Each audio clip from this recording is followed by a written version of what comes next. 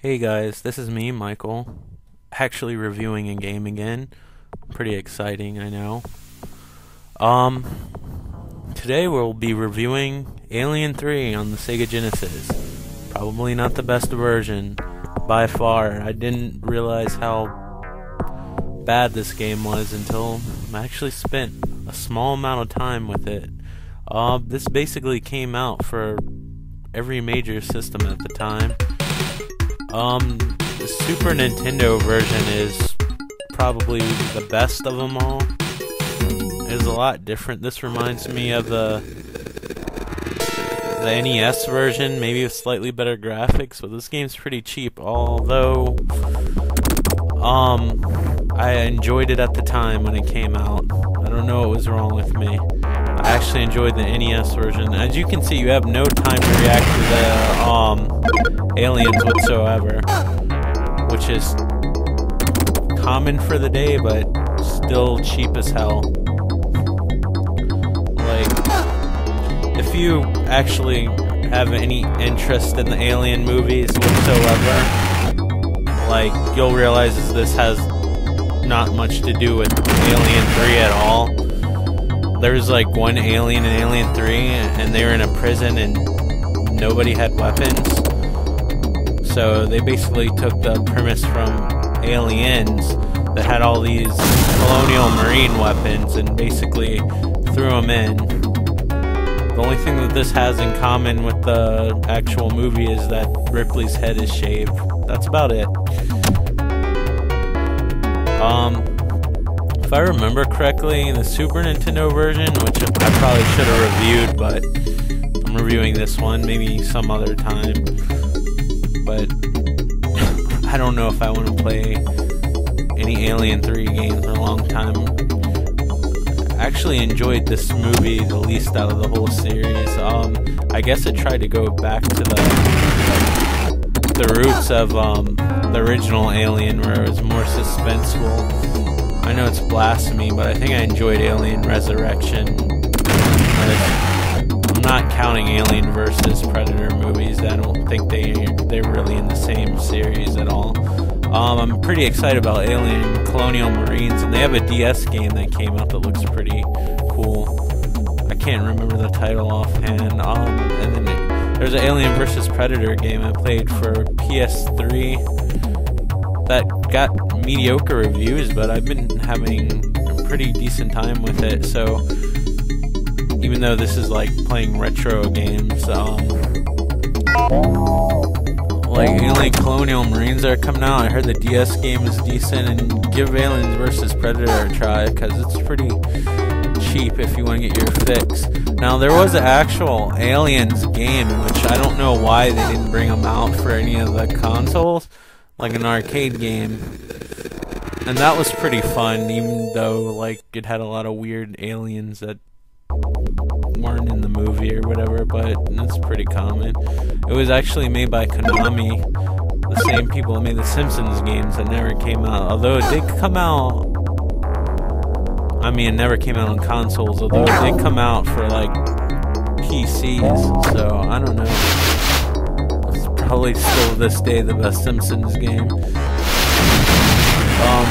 Actually, I had the luxury of playing the Aliens game, the arcade game. I had a 7-Eleven. If there's somebody that's not from the US, I don't know if you have 7-Elevens or not, but it's basically a convenience mart. And that was the good old days when they actually had arcade games in the grocery stores and convenience marts, and I got to play it. And it was like a beat 'em up, but you had guns and stuff, and it was super fun. And I never got to play it. There's a Alien 3 shooting game, which has nothing to do with the movie. In the movie, like I said, there's only like one alien, period, and you fight like hordes. Also, with Alien 3, you have to use the suspicion and disbelief. Like, the suspension and disbelief, sorry. I'm talking too fast. Anyway,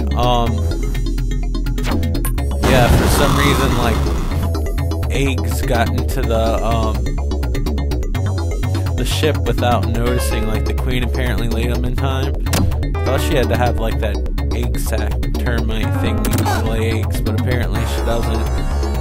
But I think think they were just doing it to kill Ripley off. Sometimes I kind of think like Ripley's story should have ended with aliens or something that wasn't Alien 3, but I get the message where she's trying to self-sacrifice and all that stuff. It's all great. Now, I'm not even talking about this game. It's just, the object of the game is to try to go through this maze and save everybody that's in the cocoons, I guess, before a chest burster comes out. I'd say before a face hugger gets on their face like normally would happen in the movies, but if we run out of time, which I should have showed, but I didn't, like chest bursters pop out of their chests, so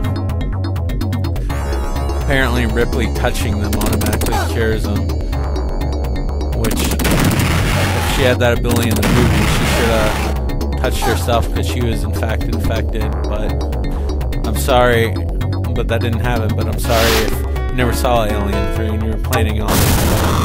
The game came out, that movie came out in like 92 or 93, so if you haven't seen it by now, you probably weren't that interested in it anyway. But you can send a hate message if I ruined the whole plot for you.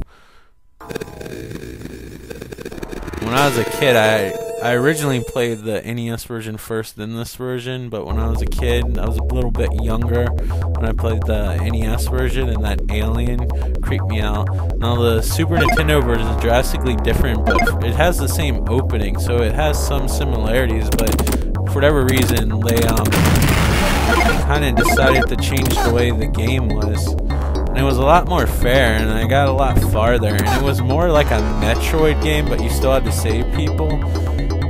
I just remember enjoying myself, and the graphics were superior to this version, and it almost looked like they were digitalized sprites, but they weren't. They were just really smooth.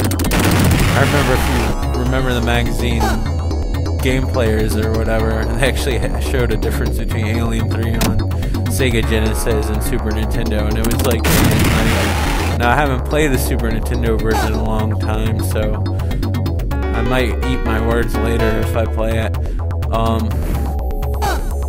Your radar is basically useless. And that's the end of this video. I'm quitting here, but thanks for watching.